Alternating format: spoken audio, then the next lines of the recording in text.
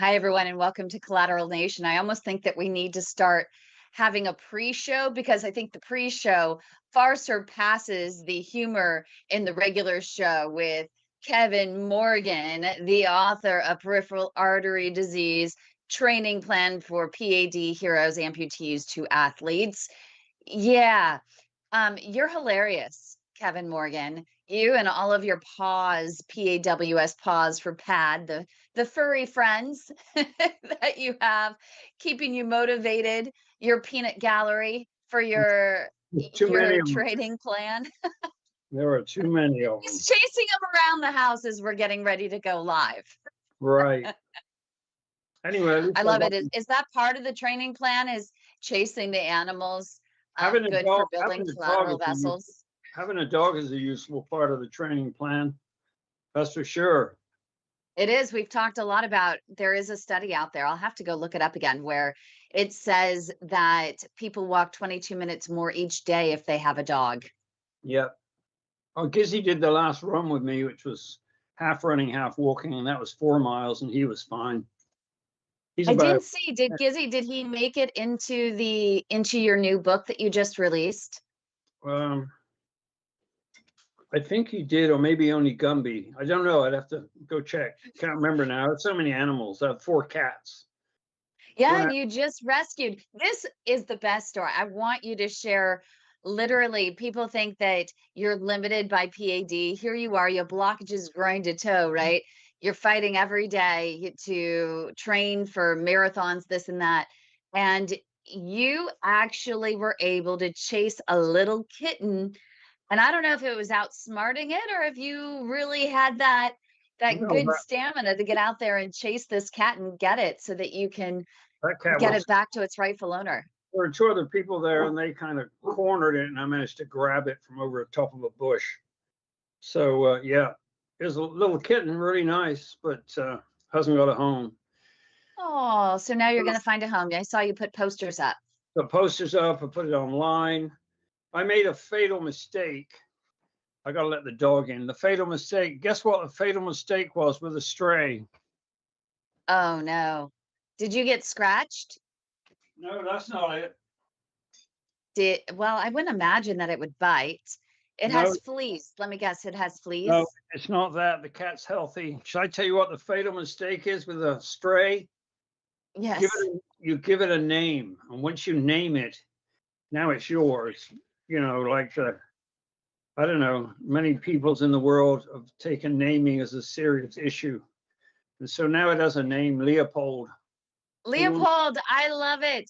Can you show us a picture? Because everyone, I'm sure, wants to see a picture of it. I know it's just on your iPhone, but I think that people tune in. I love any animal. I could never have a cat because I'm allergic, but they're adorable. And look at that. So I love that they challenge you too. That's what's good about a cat is they really challenge you. I can get. How Oh, there it cute. is. I'm sure that cat is going to get adopted or a rightful owner will be looking for it and hopefully find it in your loving, caring home I and just be hope able to get it back. I hope that owner isn't me, but that's the last resort. I just got so many animals. But I'm a veterinarian, so do no harm, right? Exactly, exactly.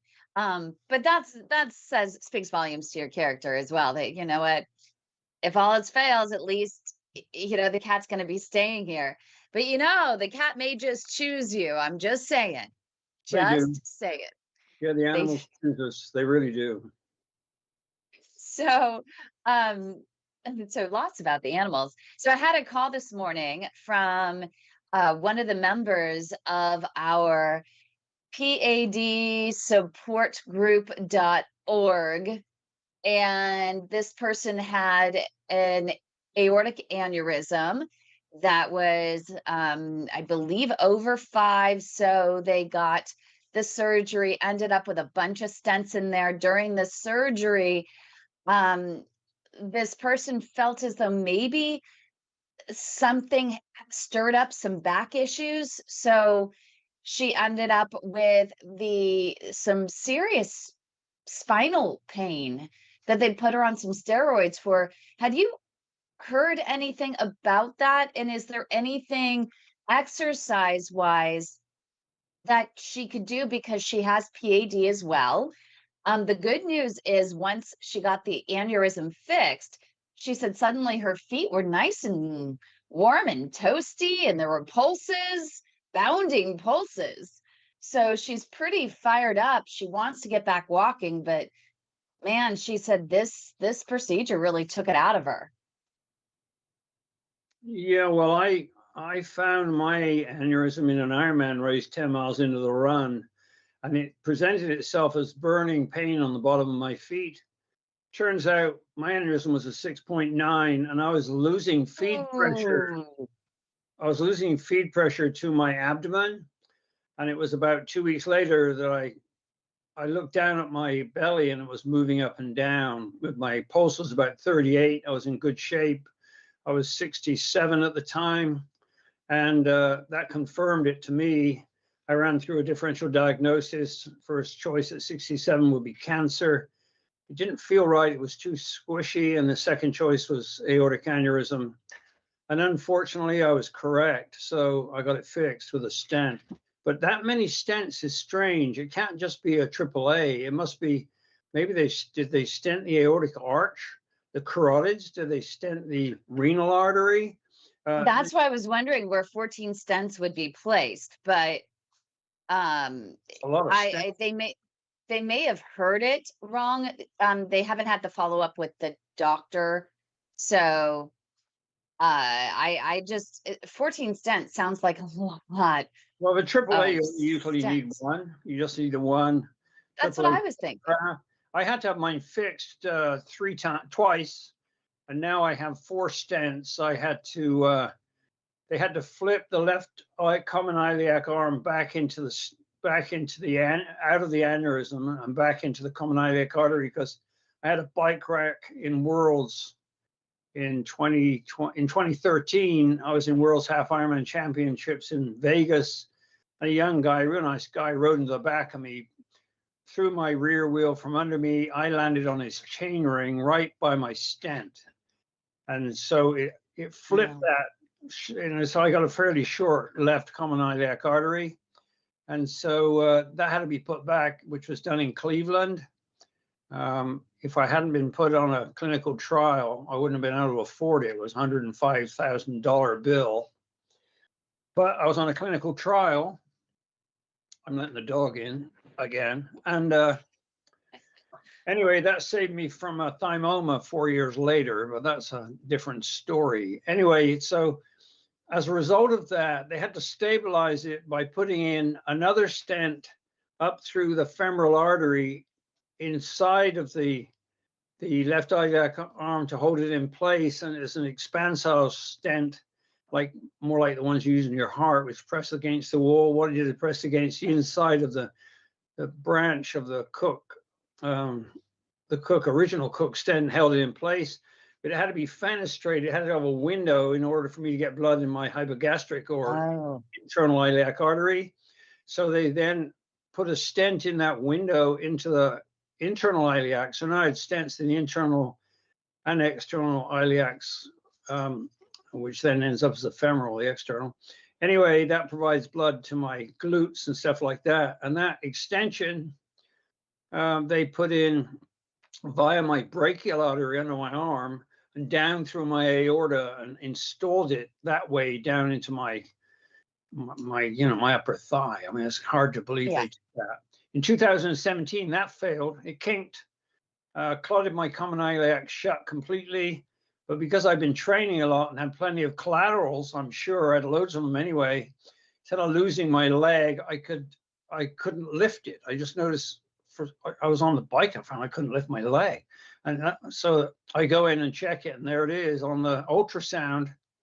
In the Doppler signal, they could see, what was going on. And so then they put me in the hospital for a day and a half and ran, stuff to break the clot up. And then they put a stent within that stent to stabilize that stent. So now I have a stent within a stent within a stent in my left common iliac, and it's been stable since 2017. So I'm very lucky.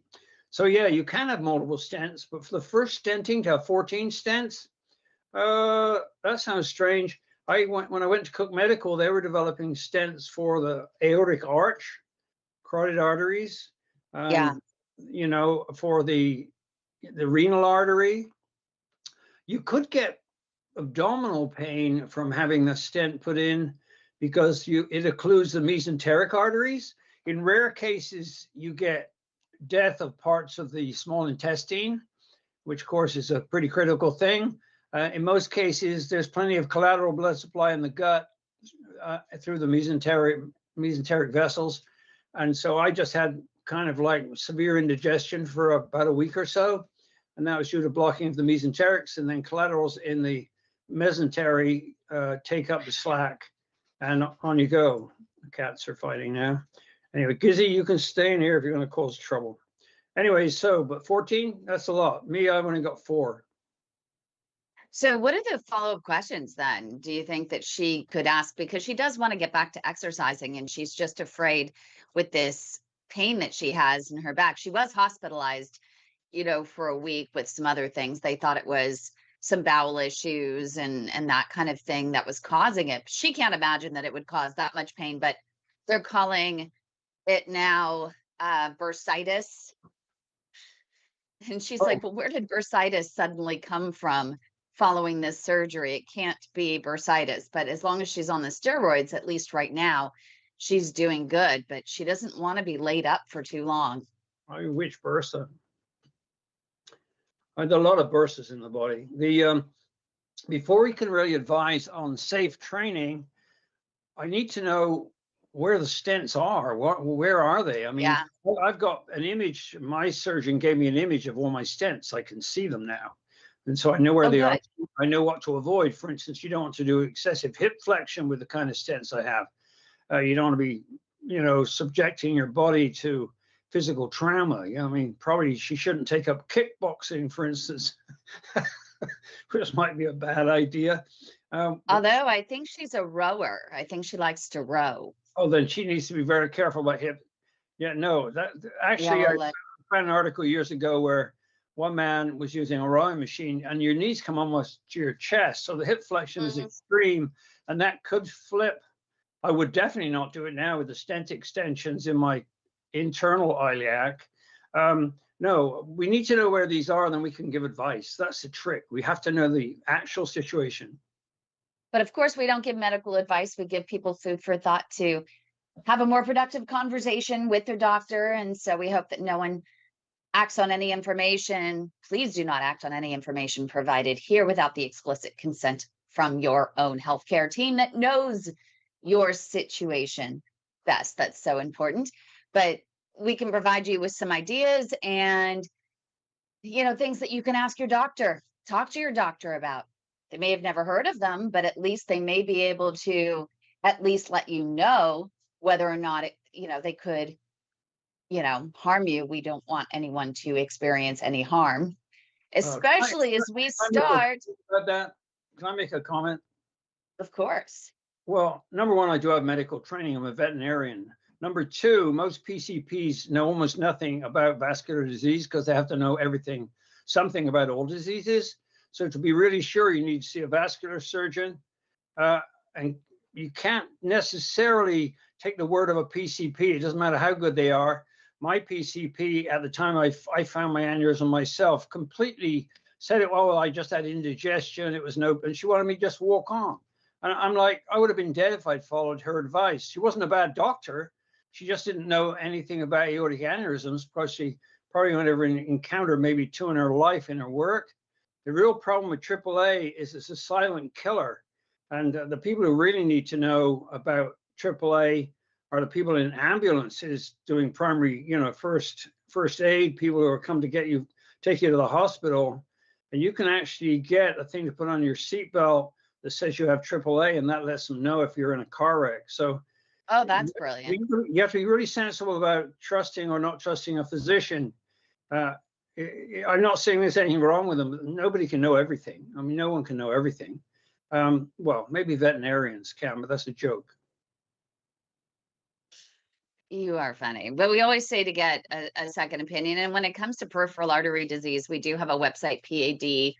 test And we have, I think there are about 1,000 primary care doctors and podiatrists across the nation that know just a little something, something about PAD because they have decided to purchase a device to do testing for PAD inside their offices. And so finding a doctor at primary care that has experience with the comorbidities that you're dealing with, whether it's PAD, whether it's an aneurysm, have that discussion with them because it's really important that they have a little bit more in-depth knowledge about some of those issues that are impacting you. And if they're going to be the gatekeeper for your care, you do need to make sure that they are a really good gatekeeper that have just enough knowledge to help guide you through to the right care, the right specialists, and are able to manage what the specialists prescribe for you and however they treat you as well. So it's really important. So you bring up a really good point, Kevin. But I think we should talk about the 30-day to a 5K because I see that Mike, our friend from Canada, is actually out walking as I am. I love these Wednesdays because it holds me accountable. I wish others would just join and, every Wednesday just for accountability to be on their treadmill or out walking like Mike. I think we need to get Mike a selfie stick though to make it easier.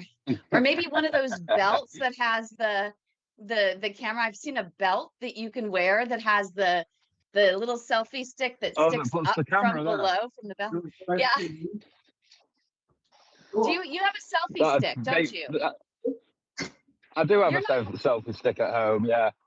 Okay, are you actually holding your phone right now? Yeah. So your arm's getting a workout as well. Yeah. And can I just say, goodness. I went for my second class of line dancing last night. We didn't take any. How fun. Yeah, we didn't take any videos because there was quite a lot of people there, so we didn't want to. We didn't want to go around asking people if they were all right with us filming. But there was a really fast-paced one, and I got it straight away. I learned all the steps to it within minutes, and the claudication pain was phenomenal. And even Geordie said, I'm really glad that you've got this claudication pain. And I was like, yeah, so am I. It's like really random that we're really happy that I'm in pain. It's really crazy. But yeah, it was a great night. We had fun again. We had a good night. How cool. And I love that last time you told us that doing the P.A.D 100s that Kevin had taught you has really helped, improve some of the symptoms, the claudication, strengthens your feet and your calves. I mean, you need the strength in your calves. If you're sitting there, you're bending your knees, and doing those line dances for hours on end. Oh my goodness, the stamina that you need. It's been great. And I bought myself a spinning bike as well the other day. So I've been doing that the last couple of mornings. So I've added that into my routine of my treadmill and my weights and my squats and stuff every morning. So yeah, I'm really on it. I'm really battering this.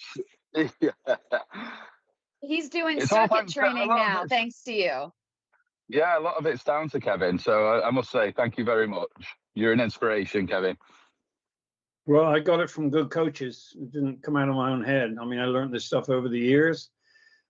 This business of using your feet, that's only like one variable, and you're obviously taking the others seriously. Developing a low impact way of walking, on running if you can, which is rare, I think, with PAD. So low impact is important, which requires good shoulder hip counter rotation. That's number one. Number two, cross training. Other kinds of sports, I always recommend swimming because you can get a good cardiovascular workout. Upper body using maybe a pull buoy if you want to relax your legs. So there are many aspects to this. Body movement training helps, so you're in touch with your body and how it's working, and you can optimize it. I really always recommend Feldenkrais training if you can afford it. So there are many things you can do in addition to working your feet, but learning to use the foot pumps is to getting it right is tricky. I do it all the time now. I never think about it. I mean, I just do it when I walk. I do it when I run. I don't do it on the bike. Unless I feel some claudication, if I have a really hard hill climb, I'll do it. Otherwise, it doesn't claudicate. I never claudicate on a swim, so I can get a good workout. So it's a matter, but the real trick is to find things you enjoy, because if you don't enjoy it, you're not going to do it. I mean, you might say you will, but you don't. And so, yeah, it's a whole body experience. And you have to embrace healthy pain. It's all part of the deal. And once you get used to it, it's actually not so bad. You know whether it's good or bad pain, you know if you need to stop or not, to refill those muscles, which is uncomfortable. But all these things are much more enjoyable than losing your feet. So having an amputation is something absolutely to be avoided. And the one person who can help you with that is Kym. What do you say, Kym? Yeah. Well, you know, you got to find the right doctor to prevent the amputation. I mean, the toes are the first things to go, right? So, Is it usually the little toe and the one next to it that go first in most cases? no, I always see a lot of times I see the big toe going. Really? Yeah, I see that all the time. And it's interesting because so many people say that they've never heard of anyone, you know, with an amputation. And I think it's more of a silent epidemic because a lot of the doctors are still just calling it diabetes. And yes, you can lose a limb. I've seen patients that have come to us and they have full artery blood flow, but it's the capillaries that are just completely blocked up and they have an infection and it goes septic, and that's more of that's a diabetic wound, diabetic ulcer. And there are a lot of amputations just because of that as well. Diabetes is it's a real killer. I mean, it's bad, but we find that still a lot of these patients with diabetes do have peripheral artery disease and main artery issues that can be open. But as I said, you just don't hear about the amputations that are happening because they start with the toes and people are still wearing their shoes. And so you don't see it. And then as they progress, they may just end up where they become less and less social and they'll say my diabetes is getting to me, but they won't talk about, you know, you don't hear about poor circulation, you don't hear about PAD or peripheral artery disease. There was a study that shows that 70% of people in America don't even know what peripheral artery disease is. They've never heard of it. You know, go figure, yet 3 in 5 people who suffer a heart attack have it, and 1 in 3 diabetics, even type 2 diabetics over the age of 50 has PAD. So it's worth getting checked. Don't even get me on the soapbox for testing and the preventative task force that says it, that the risks outweigh the benefits. This is their 2018 prevention task force saying, you know, to give PAD testing to people at high risk. And yet women can have mammograms every year. You have colonoscopies and things like that for everyone over the age of 40 and 50. So I don't know. Anyway, so you don't hear about these people until maybe, you know, if they get an amputation, the toe. I'm sure everyone knows at least one person with the statistics that are out there that actually has had an amputation, and they may claim it's diabetes, but it also may be peripheral artery disease. And then suddenly, you know, a few months later, after they've gone silent for a while, they're gone because the atherosclerosis takes hold. You know, heart attack, stroke, you know, all of the above. So the important thing is everyone just needs to take their health into their own hands and say, hey, I'm at risk of PAD. I need to get checked. I don't want to have an amputation, especially people who are even pre-diabetic. Have your doctor take off your socks, get your foot pulses checked literally every year.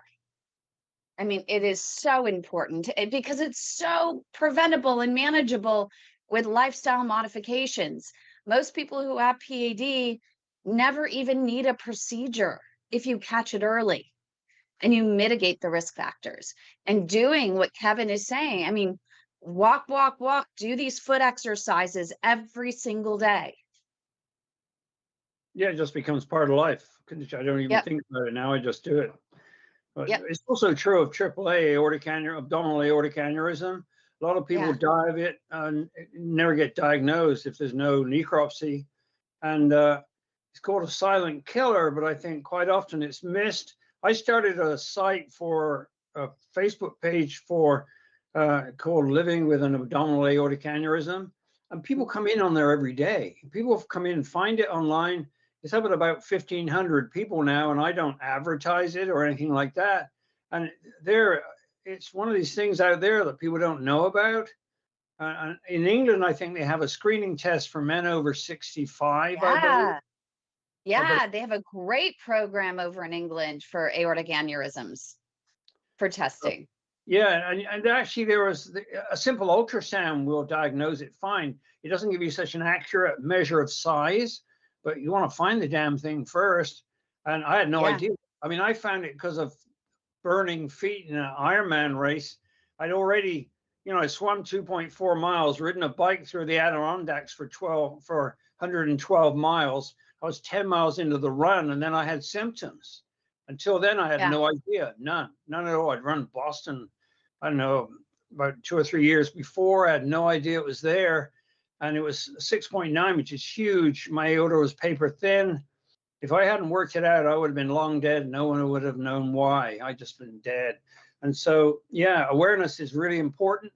Here we're raising awareness of PAD. We need to do the same for a number of these conditions that they're common, but they're not common for an individual doctor to see. They're common enough that there are a few million people, but maybe a doctor would only run into a few cases a year or a decade. So that's raising awareness is essential.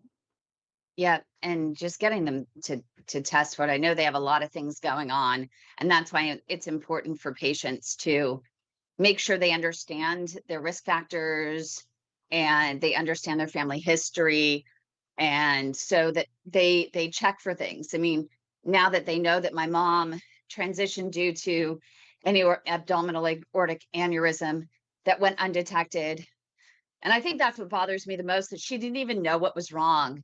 She had just gone to 5 different doctors and she didn't know what was wrong. And I think that's what bothers me the most, is that she's sitting there slipping away and she doesn't know why. And it still haunts me to this day that everyone deserves to know, right? I guess it doesn't matter now, but that still bothers me, that she didn't know why. And we see it all the time, and not everyone can get an autopsy. And thankfully, we were able to get an autopsy to determine, because she had just had her heart checked. It was fine, and we couldn't imagine what it could have been. So that was really, So frustrating for us. But she died of a AAA. yeah, Have you been scanned yourself? yep. So Because it's it's genetic. interesting. They would have, when I got scanned, the doctor, the cardiologist told me that he would have literally let it slide, because I was at a dilation of 3.7 centimeters, which is pretty small, but I'm a tiny person.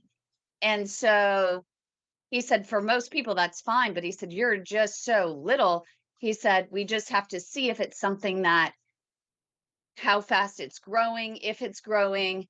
And so it's really good that we're going to check you now every single year. And if it seems for the next few years it's just not growing and you don't have high blood pressure or anything, we might let you go 2 years, but it's something that's going to always be on our radar. And I'm very, thankful for that, because my younger brother ended up with a bicuspid valve defect, and that he was born with, and he has multiple aneurysms. So mine's thoracic. I did have an abdominal checked a few years ago when I had COVID, and I just was literally doubling over in pain. And I thought, it could be from the coughing, but it was right after my mom had transitioned. So suddenly, of course, I'm thinking, maybe. And so I went and got a CT of it, and they put in with contrast. That was the first time I experienced contrast. And I thought I wet myself. And after doing this for so long, not one person who had PAD in our network had ever told me that you feel like you wet yourself when you have these CTs with the contrast fluid. So I thought, first of all, I'm like, oh no, am I that sick that I literally just inadvertently wet myself during this thing. And then I felt like my head was going to just implode. It wasn't painful or anything. It was the weirdest feeling throughout my entire body. And it turns out it was just the warmth of the contrast fluid going through. But anyway, always, always, always get checked. You don't need to go to the extreme. I mean, just even for PAD, 2 fingers, 2 seconds to the leg pulses, foot pulses, and you might know if you have diminished pulses or at least an indication. And they can even take a stethoscope, right? To the abdomen.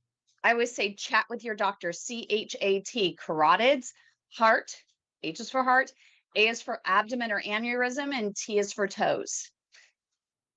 Well, my physician was put a stethoscope to my abdomen. I already knew I had it, but she said Yeah. she couldn't hear anything, and she said I could just go on my way. So Oh, no, no. watch for an abdominal pulse. Yeah, it's an interesting problem actually. I did have another thought, but it's drifted away. I guess I'm senior moment, I guess. That's okay. We should talk about the 30-day to a 5K because we want to get everybody signing up for it. I can look to see right now. We've had quite a few in just the last 24 hours sign up, and I'm really excited about it. Why don't you talk about what, the exercises that people have to do every single day in order to participate and to see the value? Right. I think first it's important to know that the 5K or 3.1 miles is an arbitrary distance that we chose. If somebody contacted me via Kym saying she could only walk down to the mailbox, what can she do? Well, the thing is, depending where you are, you should set your own distance. If she can only get to the mailbox and back, I don't know how far the mailbox was, then she should maybe add a little bit more effort. Maybe get to the mailbox and walk around the mailbox, get to the mailbox and walk around the mailbox twice. Just try to gradually increase her ability to keep moving, because it's the 3.1 miles is for some people easy. I mean, I go up to 10 miles with walks, and I can generally do it with no claudication at all, except when my feet get tired. Yeah. And other people, they've never done more than a mile, so it's really a big deal. And so if they get to 1.2 miles, and a mile's the furthest he's ever done, and by the end of the month, they've done a really good job. I mean, it's not a fail situation at all. Ideally, they will have increased their distance, endurance, pain management during that period of time. And I think I said previously in our video that you need to make some kind of a plan. I mean, this is typical race training. If you want to get to 3 miles, then maybe you should start, well, it's talking kilometers. If you want to get to, 5 kilometers and you only ever walked, say, 1.5 kilometers, then the first week, the first Saturday, during the week, do, 2 or 3 short walks at least. Most of us walk every day anyway for something or other. And then on the Saturday, whichever day you choose, do a long walk where so I would start with maybe 1.5 kilometers, which is just over a mile. And then the following Saturday, having done short walks during the week, add on another, probably another half a kilometer, and work your way up towards the 3. There is a rule in running, but I don't think it applies to walking so much, and that is the 10% rule. And that means you should never increase your load or distance more than 10% in any one week. In this case, I think that's kind of moot. I mean, if you only start with 1 mile, you're never going to get to 3 by doing the 10% rule. But walking, I think, is much more forgiving than running. But don't increase it more than feels safe to do so. So have a plan, so many walks, short walks during the week, 1 longer walk on Saturday, and let those 3 long walks up to the last 3-mile walk be slowly increasing towards the 3 miles. So if you have that plan, you have a pretty good chance of getting to 5K. Oh yes, and after the long walk, it's a good idea to do some gentle stretching. And there's lots of different ways to stretch. For walking, your quads and your hamstrings and your hips are key. I recommend the P.A.D. 100, or as many as you can do before you get out of bed in the morning, and to maybe make sure you gradually increase that for improving blood flow through your feet. But that's my preference, simply because I guess I invented the thing. Anyway, that's it, and enjoy it. And then afterwards, make sure you have a nice lot of food as a reward. For me, my favorite is pizza. Pizza. I have healthy pizza. It's still satisfying, but I have a cauliflower crust and I have beautiful roasted tomato sauce. And then I use a plant-based cheese, just a little bit of plant-based cheese because I don't eat any sort of lactose. I can have Parmesan, so I add a little Parmesan, but I load it with veggies, roasted artichoke hearts and mushrooms, and even a little bit of pineapple to add some sweetness and moistness, and some bell peppers. Oh my gosh, delicious. So good. So good. Oh, Kym, I was thinking about something. I wanted to ask you a question. Yeah. The video we created for this race, it doesn't have to end after this one particular walk, because people could do this on their own. So I think it's important to leave it up, you know, and not say, well, we're done, because people could do this on their own, trying to walk this kind of distance or applying the approach. Just a thought. Yeah. I mean, we can always figure out how to leave it up and leave it going, and people can do it. And I sent out an email to everybody who's said, I think we have 30 people that have already signed up. Yay. That's pretty good. We wanted to get to 100, but I think we say 100, and I think we're going to look for 50 people to sign up. I think that that's a good number of people. And our friend Mike, who's in our live studio audience, has signed up because what is the distance you're looking to go? You don't want to just do a 5K. What do you want to do? I'm doing 13K. 13K. That's Yeah. pretty incredible. So Going across a bridge across the ocean from New Brunswick to Prince Edward Island.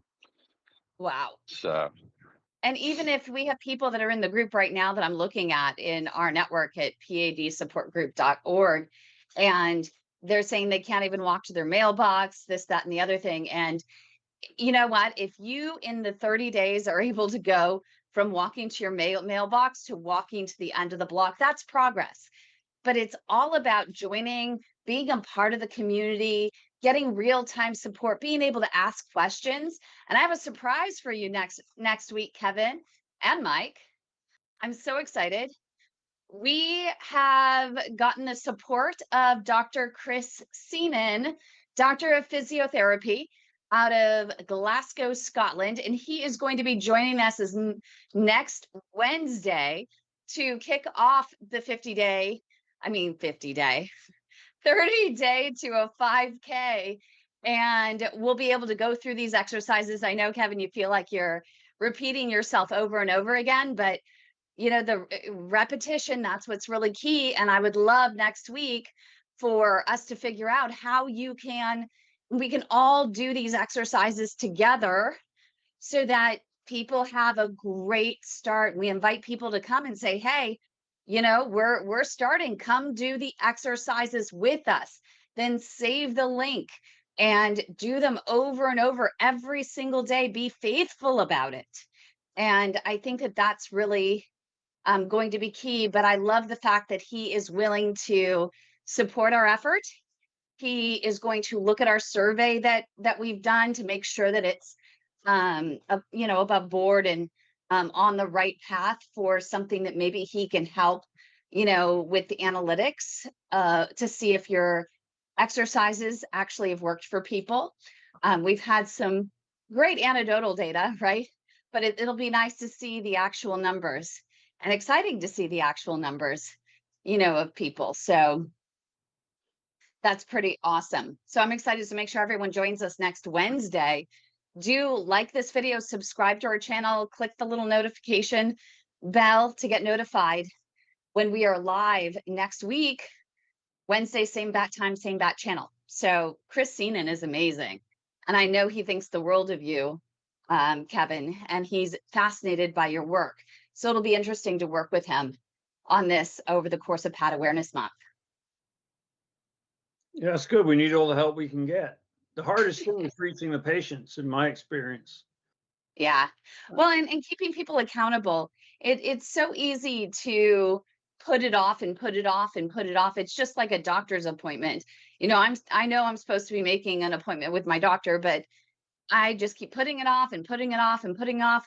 And it's just one phone call. And to, do your exercises, honestly, come on, you can do it while you're sitting there watching TV. There's so much downtime during the day that you don't realize. And if you set aside and set the timer for 15 minutes, do some toe yoga, do the P.A.D 100, pick up the towel with your feet, do these exercises, you're going to see a huge difference, because Mike here is already line dancing 2 weeks in a row, and he's getting ready to do a 13K. And just months ago, he wasn't even sure if he was going to get out of bed. So it really does work, right, Mike?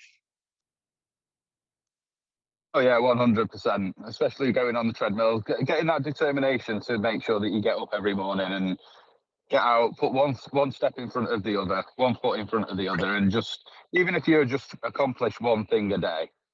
That's what I found at the start when I was coming out of depression. I'm still, don't get me wrong, I'm not fully out of depression. I'm still a little bit down. I still Yeah. have my down days, but I get up and do it. I get up every day and make sure that I do at least one thing a day, like Douglas normally says. So It's so disconcerting when we see. I just saw a post in our group at padsupportgroup.org just a little bit ago, where this person's already asking about, well, what kind of job do you have? And, what about disability for PAD?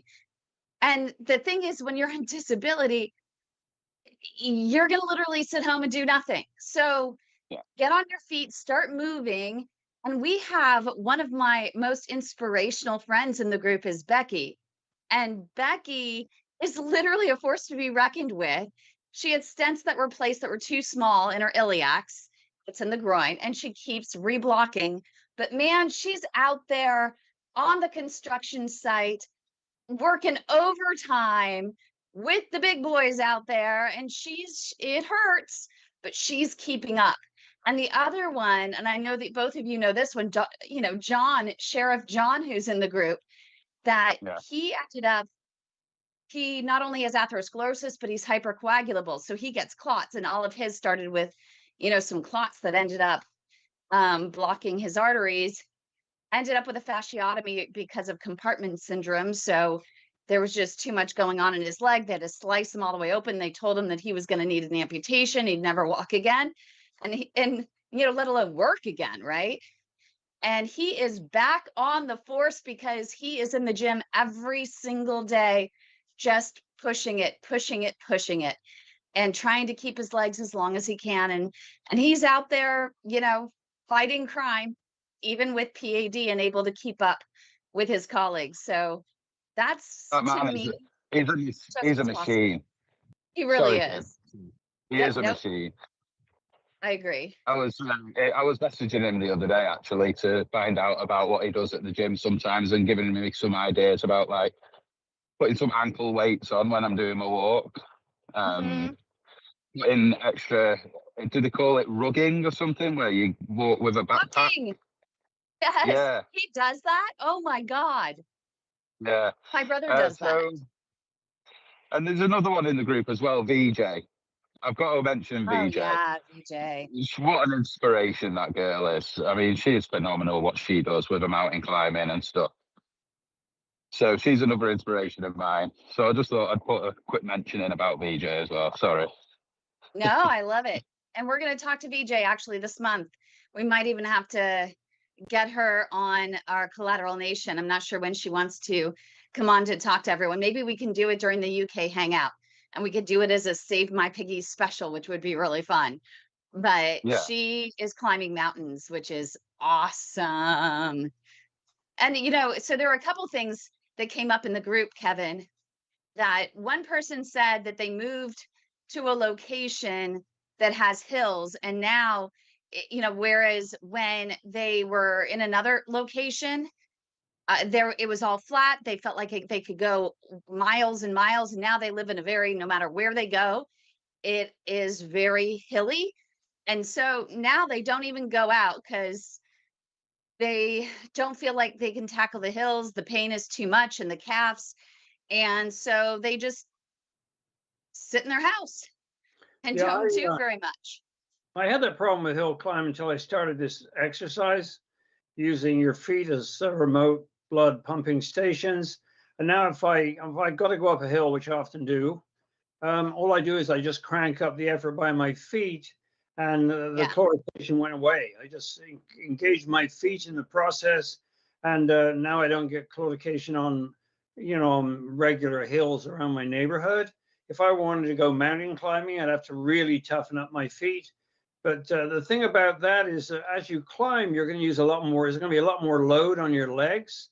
So you need more blood, but you're not going to get more blood unless you can improve the way you move. And so I noticed a significant improvement with walking up hills when I started to engage my feet. It made a huge difference. So it's definitely worth a try.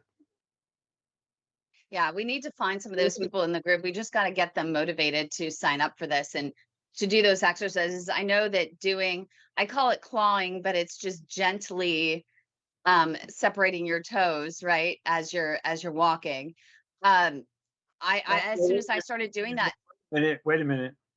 As you're walking, when you hold the ground and kind of pull yourself along. I mean, clawing is okay, but that's too harsh. And so you kind of grab the ground with your feet, pull yourself along, and your toes come together when you do that, right? And then as your feet leave the ground, then you spread your toes to let blood into your feet. And that probably creates negative pressure inside your foot, which helps the new blood come in as the old blood has been pumped out by grabbing the ground. And that's up in your veins, and so on. It goes to your heart because there are valves in your veins that prevent the yeah. flow back down again. So yeah, the spreading of the toes is when your feet are off the ground, and then the contracting your muscles on the ground. I mean, it is kind of clawing, but it's clawing in a very gentle way, more Yeah. like more like a cat's paw, I guess. And what you're talking about is actually, there's clinical evidence, because I was with my dad, and I don't know if I mentioned this before. We went for a chronic venous insufficiency test for his valves. And you just also have to realize that you should have not only the laying down, but you should stand up if you're symptomatic, to make sure that they really can emulate like what you're experiencing. But when he was actually doing the laying down part, what they did was they would manually flex his foot. And I said, "Well, why are you doing that?" And they said, "Because too many people actually walk flat footed and it's not working the calf." So, literally, what we try to do is we try to see, well, if they actually walk like a normal person, if they flex, then is the blood being ushered back?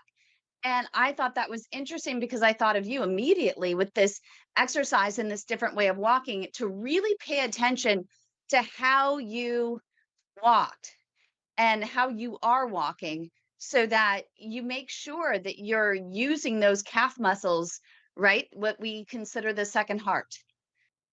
Well, yeah, one of the thousands of pumps in your body. There was a Yeah. question just came in about statins from Kathy.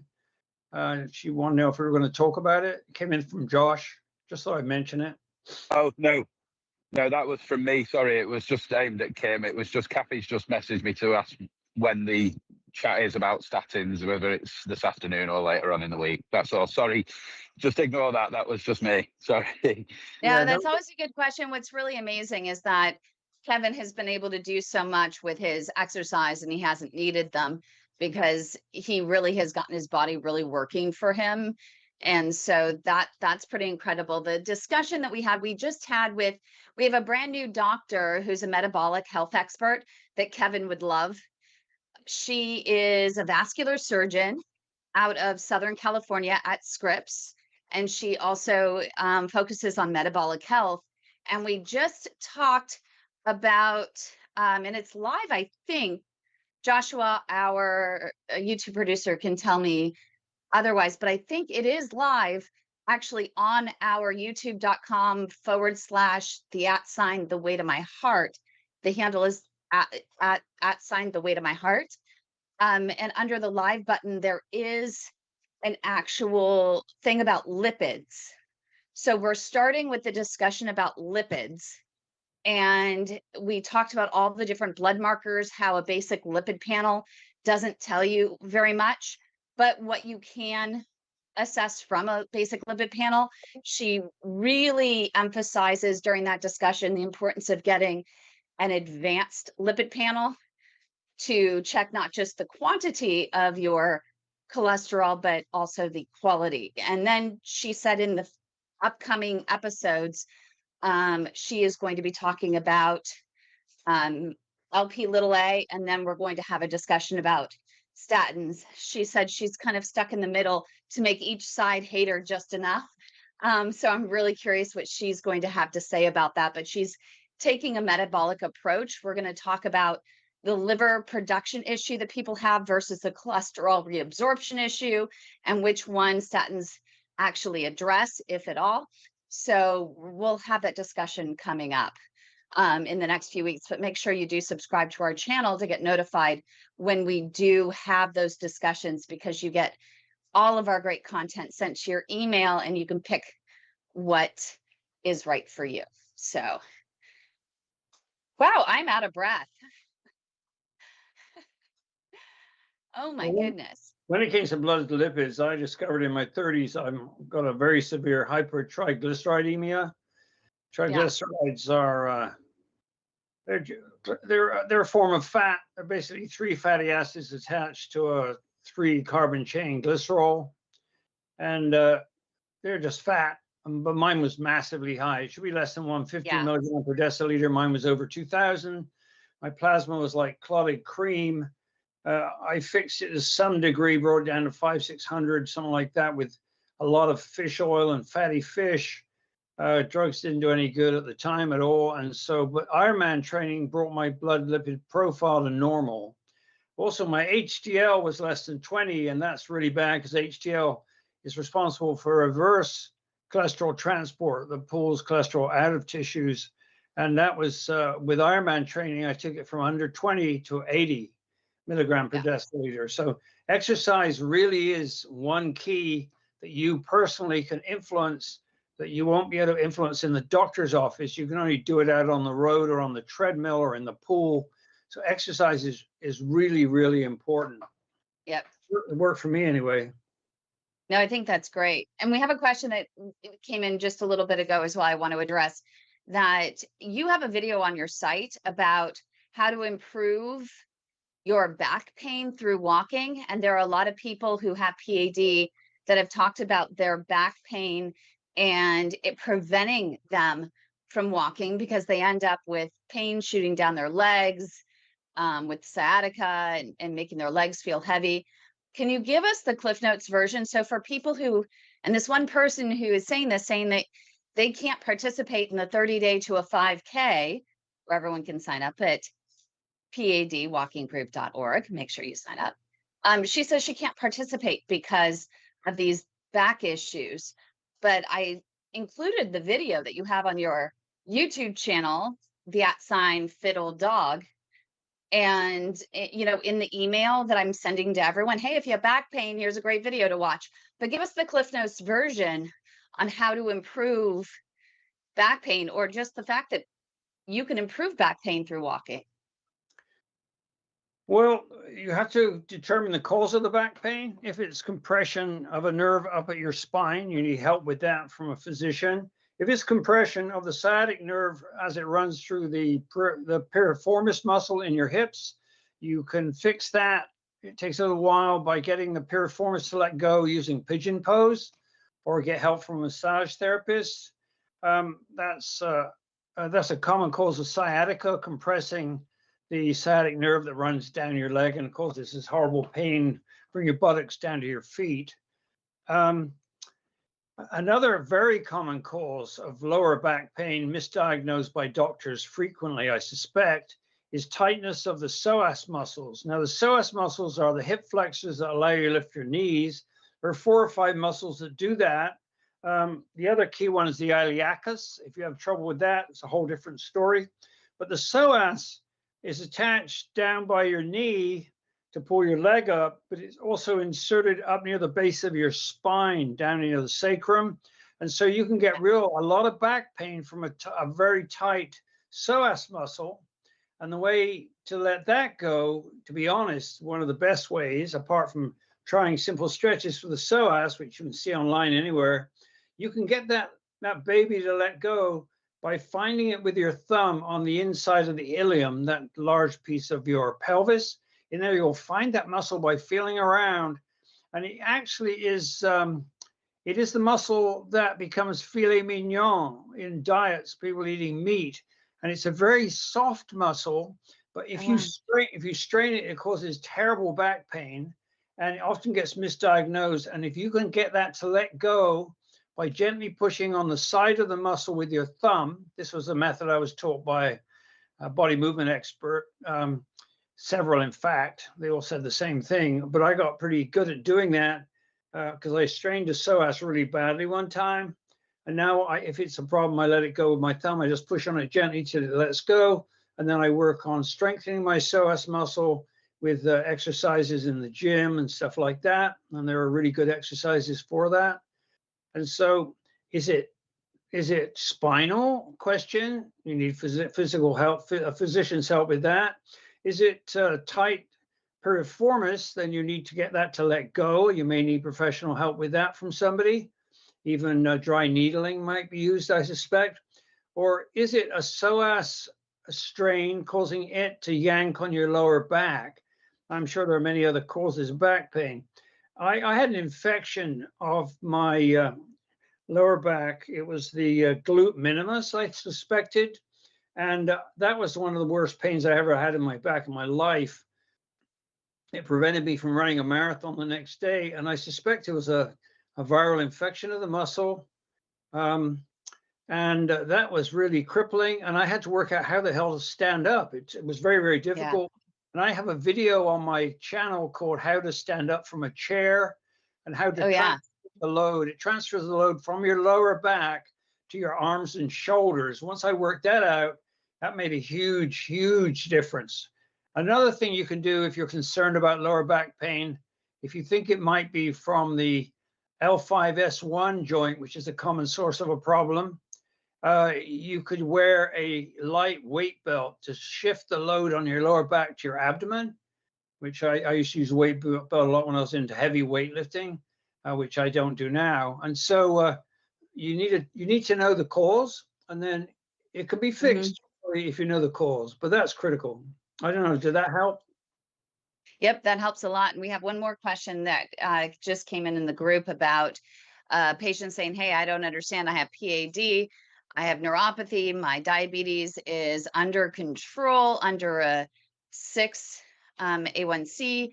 And I swim all the time. I don't understand why I'm getting this neuropathy and my feet feel dead.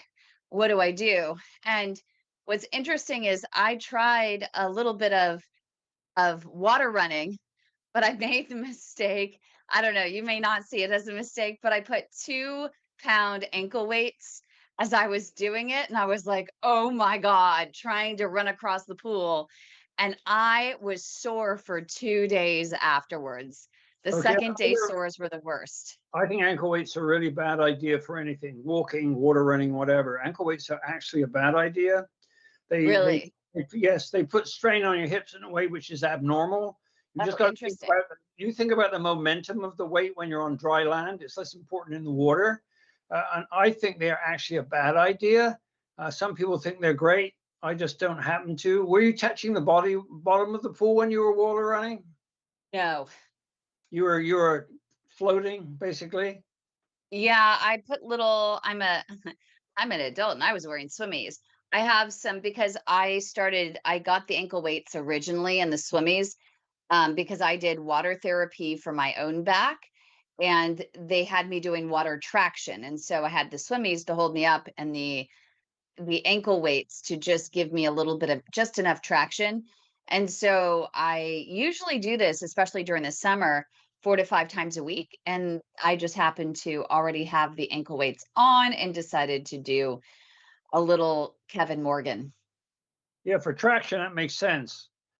I mean, I can see how that makes total sense under some kind of guidance.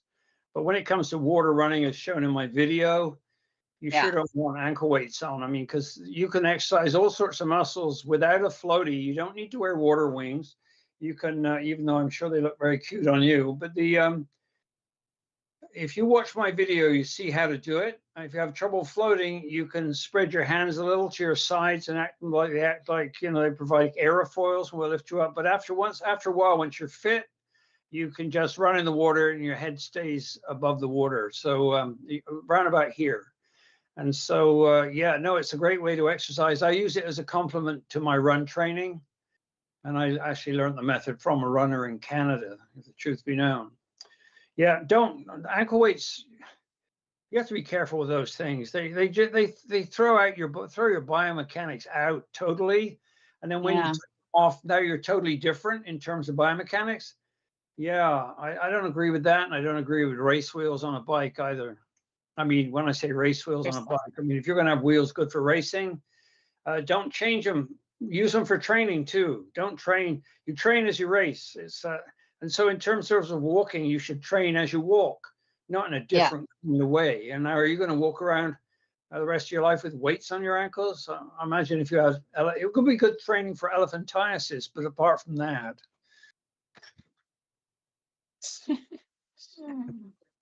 Yeah. Thanks for the visual on that one. that was my Um, I did use them. My dad's PT had told me that I could use them when I was helping my dad. I had to walk at his pace, which was very, very slowly when he was recovering from um his hip replacement 2 years ago. And so because I wasn't getting, it would just take me so long. I just didn't have time to do my own exercise when it would take me an hour to walk him just down to the end of the block. So he told me to get the exercise by adding the ankle weights and then doing kind of a marching type of walking as I was going with them to get more exercise or maximize the time that I was spending. But now I'm wondering if that may have been what led to kind of my hip well, having issues. it throws your hip out. You're better to put a backpack full of bricks on your back rather than ankle weights. A ruck pack. Yeah, heavy pack. That gives you plenty of workout. It's also good They call it for, rucking. yeah, if you're concerned about, you know, osteoporosis and you have good posture. Developing good posture is also a very important part of fighting Yeah. PAD, by the way. Alignment and posture. Get Yeah. that. I always say, pretend like you're a marionette and then just, pull yourself, up. Another thing is misalignment, self-induced misalignments. I have a video on that where I misalign by sitting the same way around, putting my right foot on my left knee, and Oh, it yeah. stretched my spine off to one side, and I couldn't lift my left leg and put it on my right knee when I noticed it in the gym. I've been doing that for 30, 40 years. It took me Wow. about 2, 3 years to get that straightened up because it was throwing my pelvis out of line. It was stretching my left pelvis and shortening my right, which of course created a self-induced misalignment. That throws out your biomechanics. Also, another thing about the use of your arms when you're walking or running, man, I watch people do the funniest damn things. Some people don't move their shoulders at all. They swing their arms like they're big floppy things. That's not very good. If you're going uphill, by the way, you can help yourself up the hill a lot. And it was actually an athlete that told me this, who was training me in somewhere, I don't know, some training camp. And he was showing me how to get up the hill. You throw your arm forward as you lift your feet forward, and it tends to throw your body forward. So you can actually help yourself up the hill with your arms. And I found that worked very well for running uphill. So body awareness and body movement training can really help someone with PAD because it optimizes the way you move and thus takes load off your feet and lower limbs to make it even easier for you to get along. Because if you load them up, of course, it's going to be even harder, especially uphill. So, yeah, although I think I've mentioned most of that stuff in that book. So amazing. Well, everyone, we are out of time for the Collateral Nation here. Make sure you do sign up for a 30-day to a 5K. And excited that our very first real meeting for the 30-day to a 5K is next Wednesday, September 3rd. Same bat time, same bat channel. Make sure you do sign up for a 30-day to a 5K at padwalkinggroup.org. It'll take you to our landing page where you can find out more information, see our disclaimers, always check with your own doctor to make sure that you are permitted to participate and can do some of the exercises we're talking about. But sign up if you have permission and let's do this. Let's improve. It doesn't matter if you can't make it to a 5K. It's all about just doing your personal best, even if it's just going from the front door to the mailbox to the end of the block, whatever your personal best might be after 30 days of doing these exercises, getting the support, getting the motivation through us. And we're excited to see what's possible. So make sure you do sign up and padwalkinggroup.org. Thanks everyone for joining us. thanks, Kym.